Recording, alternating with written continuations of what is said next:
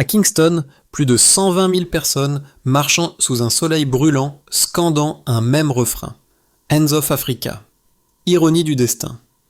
Au moment où la Jamaïque croule sous 14 milliards USD de dettes, un élan de souveraineté traverse l'Atlantique. Et si cette ferveur culturelle devenait le miroir du projet d'Ibrahim Traoré, celui d'un continent qui refuse la dépendance économique?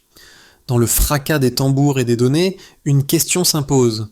La solidarité peut-elle devenir un modèle de croissance? Ce mouvement n'est pas un simple cri venu des rues de Kingston. C'est une promesse collective. Les jeunes Jamaïcains, les artistes, les économistes y voient la preuve que la souveraineté n'est plus un idéal lointain, mais un enjeu mesurable. Les pancartes brandies devant Halfway Tree portent des chiffres. Croissance agricole, scolarisation, milliards réinvestis dans les infrastructures du Burkina Faso. Ces nombres deviennent un langage universel, celui d'une Afrique qui se finance elle-même et d'une diaspora qui refuse la dépendance. L'intérêt ici n'est pas d'imiter un modèle, mais de comprendre un risque. Que se passe-t-il quand une nation décide de redéfinir sa valeur hors des standards imposés? La réponse, encore incertaine, attire autant les investisseurs prudents que les observateurs sceptiques. Pourtant, dans ce pari risqué, un bénéfice se profile, celui de réécrire les règles du commerce, non pas contre le monde, mais avec dignité. Une phrase circule désormais sur les murs de Kingston. La liberté n'a pas de taux d'intérêt.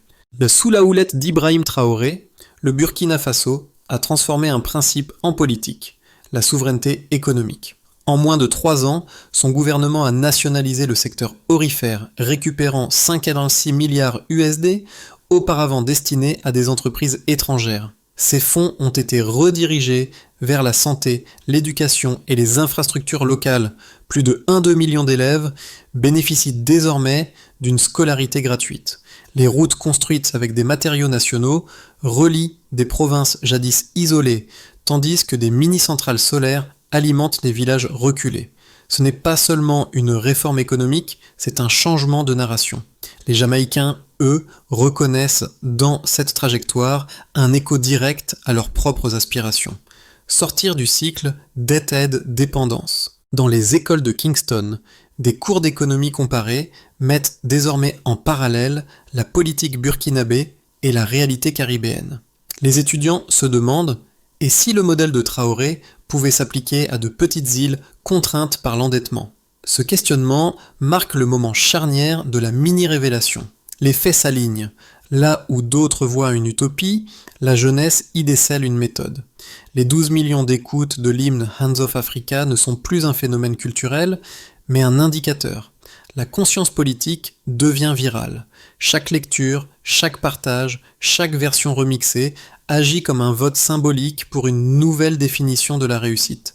Ainsi, la distance entre Ouagadougou et Kingston se mesure moins en kilomètres qu'en conviction. Un pont invisible se dresse entre deux continents, celui de la responsabilité. Et ce pont, paradoxalement, s'élève non grâce à la technologie ou au capital, mais grâce à une idée, celle que la valeur d'une nation se fonde sur la participation de son peuple, non sur son approbation par autrui. Au centre de ce récit se dresse une figure inattendue, le jeune militant culturel jamaïcain Marcus B, 24 ans, qui anime des ateliers de souveraineté économique à Montego Bay. Dans sa petite salle peinte de vert et d'or, il projette les discours d'Ibrahim Traoré et les traduit phrase par phrase pour ses pairs.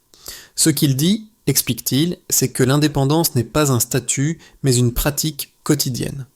Chaque samedi, des dizaines de jeunes viennent écouter, débattre et apprendre à lire les chiffres du commerce mondial comme des textes sacrés. En parallèle, sur un autre continent, Awa T, entrepreneur de Ouagadougou, fabrique des lampes solaires à partir de matériaux recyclés. Elle ne se considère pas comme une militante politique, mais comme une preuve vivante de la politique de souveraineté. Nous avons arrêté d'attendre les subventions. Nous produisons, même petitement, mais nous produisons, dit-elle.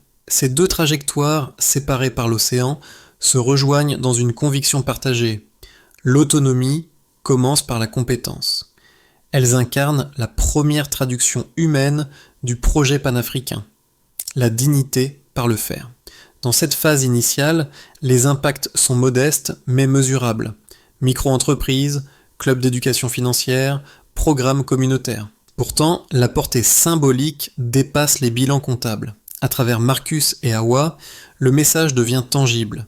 Ce n'est pas la taille du pays qui compte, mais la clarté de son intention. Et ce frémissement d'espoir, transmis d'une main à l'autre, dessine déjà le contour d'un continent réconcilié avec lui-même. Tout commence avec une chanson, puis tout s'accélère.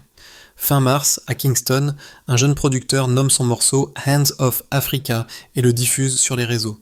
En une semaine, le titre dépasse 12 millions d'écoutes, provoquant un frisson collectif. Le rythme reggae se mêle aux percussions sahéliennes. La musique devient message, le message devient mouvement. À Ouagadougou, la nouvelle arrive comme un écho. Les radios locales diffusent la chanson, les animateurs y voient un signe. La diaspora écoute enfin le continent. Dans ses interventions, Ibrahim Traoré salue cette résonance de la conscience noire, rappelant que la souveraineté ne se décrète pas, elle se cultive. Le ton change. Moins d'idéologie, plus de pédagogie.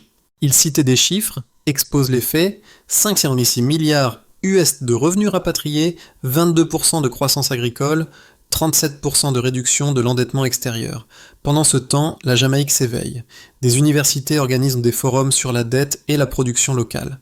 Des artistes graffent sur les murs « Freedom et Finance plus fierté ». Le mot d'ordre n'est plus la protestation, mais la préparation.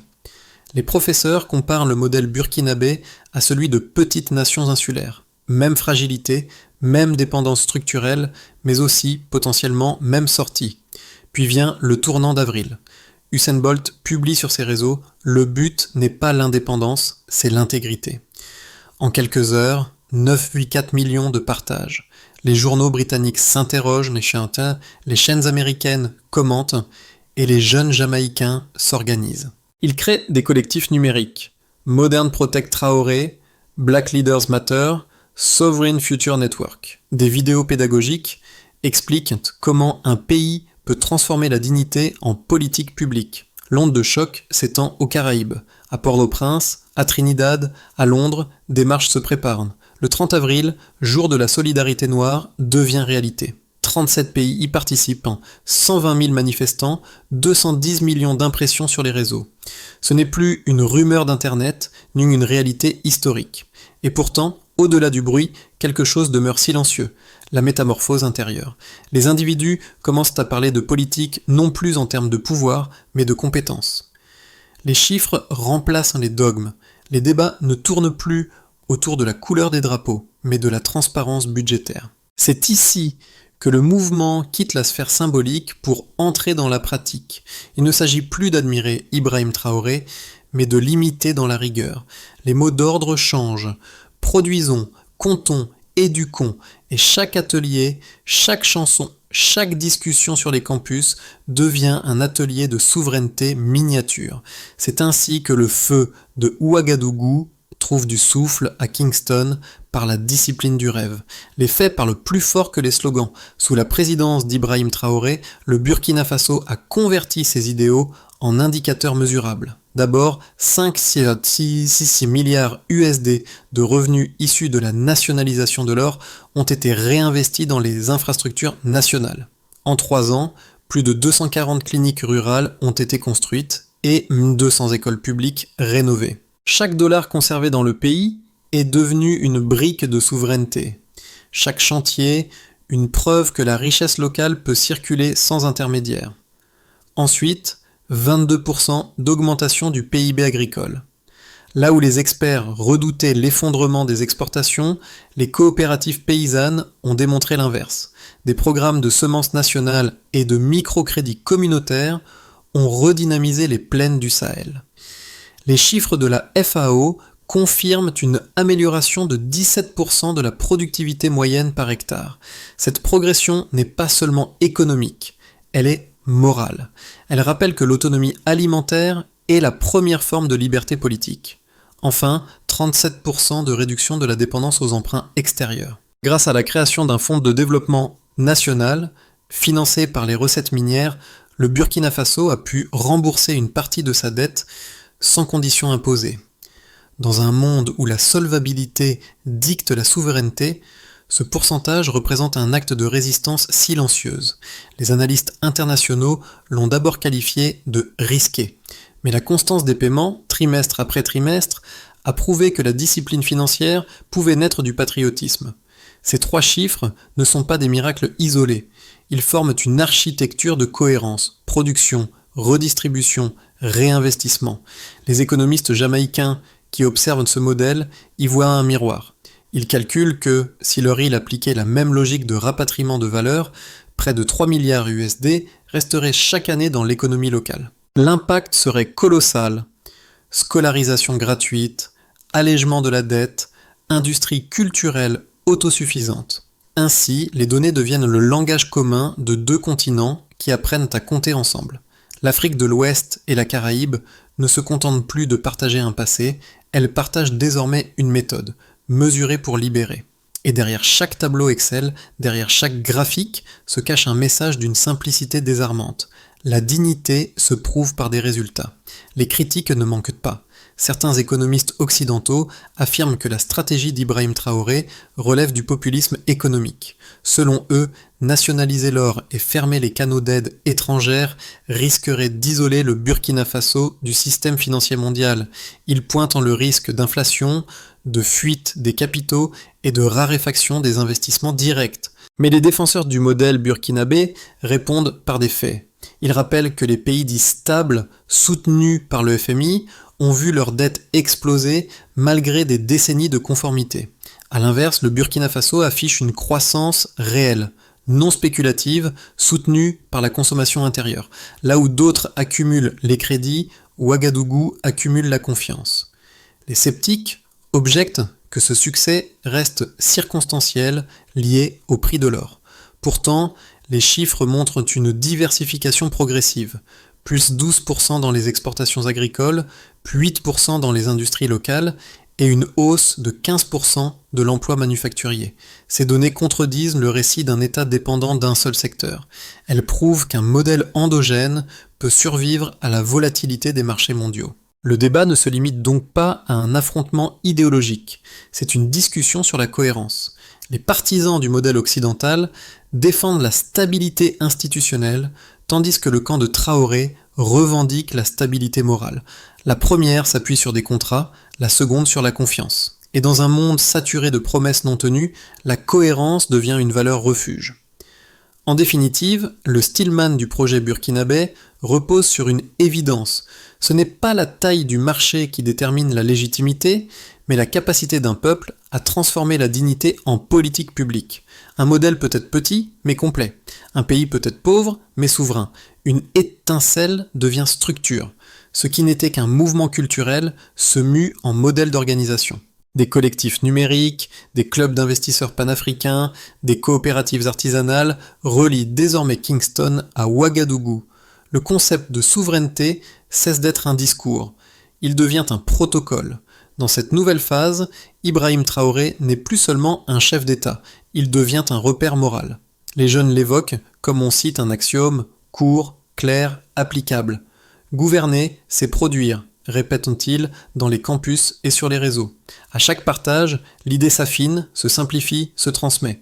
Mais la révélation du milieu tient à un autre fait. La conscience collective s'éduque. Des professeurs jamaïcains enseignent la dette comme un instrument politique, non une fatalité. Les étudiants burkinabés traduisent des ouvrages économiques en créole ou en wolof. La connaissance devient un outil de souveraineté. L'éducation, un acte de résistance. Le ton a changé. Moins de colère, plus de méthode. Le rêve n'est plus seulement chanté. Il s'écrit, se calcule, se planifie. Et dans ce glissement tranquille, une révolution silencieuse prend forme. Les effets du modèle burkinabé se manifestent désormais à 4 niveaux distincts. D'abord à l'État. Les finances publiques se redessinent. Avec la nationalisation de l'or et la création du Fonds souverain du Sahel, le gouvernement finance sans emprunt extérieur plus de 240 projets d'infrastructures. Les rapports internes montrent une réduction de 15% des dépenses improductives et une hausse parallèle de 28% des investissements sociaux. L'administration devient un acteur productif, non plus un guichet d'assistance. Ensuite, au secteur privé. Les petites entreprises, longtemps étranglées par la concurrence étrangère, accèdent enfin à la commande publique. Les chantiers nationaux privilégient la sous-traitance locale. 70% des contrats routiers ou scolaires sont attribués à des sociétés burkinabées. Ce transfert crée près de 25 000 emplois directs et dynamise les banques régionales. À Kingston, des entrepreneurs s'en inspirent. Un fonds caribéen, Sovereign Build, réunit déjà 8,5 millions USD pour soutenir la production locale. Puis chez les citoyens. Dans les villages du centre et du nord, les coopératives d'agriculteurs vendent désormais leur production via des plateformes numériques nationales. Les revenus moyens progressent de 18% et l'accès à la micro-assurance rurale atteint 64% des foyers. Les femmes, en particulier, deviennent les garantes du nouveau tissu économique. Elles gèrent plus de la moitié des coopératives recensées en 2025. La souveraineté se traduit dans les chiffres du quotidien. Soins gratuits, écoles rénovées, énergie solaire abordable. Enfin, dans la diaspora. Le lien transatlantique se consolide. Les transferts financiers en provenance de la Jamaïque, du Canada et du Royaume-Uni augmentent de 21% depuis 2023, mais cette fois orientés vers des projets éducatifs et agricoles plutôt que des dépenses de survie. Les échanges culturels se multiplient. Festivals communs, start-up mixtes, jumelage universitaire. Un écosystème post-colonial se construit, reliant finance, culture et formation. L'ensemble de ces résultats confère au discours d'Ibrahim Traoré une crédibilité nouvelle. Il ne s'agit plus d'un appel moral, mais d'une méthode testée. Et tandis que certains gouvernements africains hésitent encore, la jeunesse, elle, avance déjà. Dans les deux hémisphères, une même idée s'impose, la souveraineté n'est plus un rêve national, c'est une compétence collective. Parlons maintenant des scénarios possibles. D'abord le scénario de base, celui de la consolidation prudente. Le Burkina Faso poursuit sa trajectoire d'autonomie économique sans rupture majeure. Les revenus miniers se stabilisent, la production agricole croît lentement et les programmes éducatifs conservent leur financement. Les tensions diplomatiques persistent, mais les résultats concrets, baisse de la dette, croissance inclusive, protègent la légitimité d'Ibrahim Traoré. Le risque principal, la lassitude administrative, si la discipline ne s'accompagne pas d'innovation. Ensuite, le scénario optimiste, celui de l'effet domino. Le modèle burkinabé inspire 5 autres nations africaines et 2 États caribéens à suivre une politique de rapatriement de valeurs. Une alliance afro-caribéenne de développement souverain voit le jour. Les transferts de la diaspora augmentent de 40%, la coopération universitaire s'institutionnalise et un fonds d'investissement commun de 3,2 milliards d'USD est lancé à horizon 2027. Dans ce scénario, la souveraineté devient une marque, un capital moral et économique. Le rêve de Garvey et de Sankara prend enfin une forme mesurable. Enfin, le scénario pessimiste, celui de la réaction extérieure. Les puissances financières réagissent par la contrainte. Sanctions, campagnes médiatiques, blocage de crédit, la panoplie classique du contrôle. Les marchés font pression, les investisseurs se retirent et certains partenaires régionaux hésitent. Mais cette résistance externe pourrait paradoxalement renforcer la cohésion interne, transformant l'adversité en apprentissage collectif. Car l'idée, désormais, dépasse le cadre national. La souveraineté a migré vers les consciences. Voici une recommandation de pensée. Plutôt que de craindre les oscillations, il faut penser la souveraineté comme un cycle. Invention, tension, institution. Chaque étape comporte ses gains et ses pertes, mais aussi sa maturation. Ce qui importe, ce n'est pas la vitesse du changement, mais sa capacité à s'auto-entretenir sans renier sa source morale. Ainsi, dans les 12 prochains mois, la véritable bataille ne sera pas celle des chiffres, mais celle des récits. Et dans cette guerre tranquille, la cohérence sera la première arme. Derrière les statistiques et les discours, ce mouvement touche les individus. Dans les marchés de Ouagadougou, les artisans parlent de travail libre, tandis qu'à Kingston, les professeurs appellent leurs élèves à penser en propriétaire. Les mots changent, mais le fond reste le même. La dignité devient un réflexe. Les communautés rurales du Sahel racontent qu'elles n'attendent plus les promesses d'aide.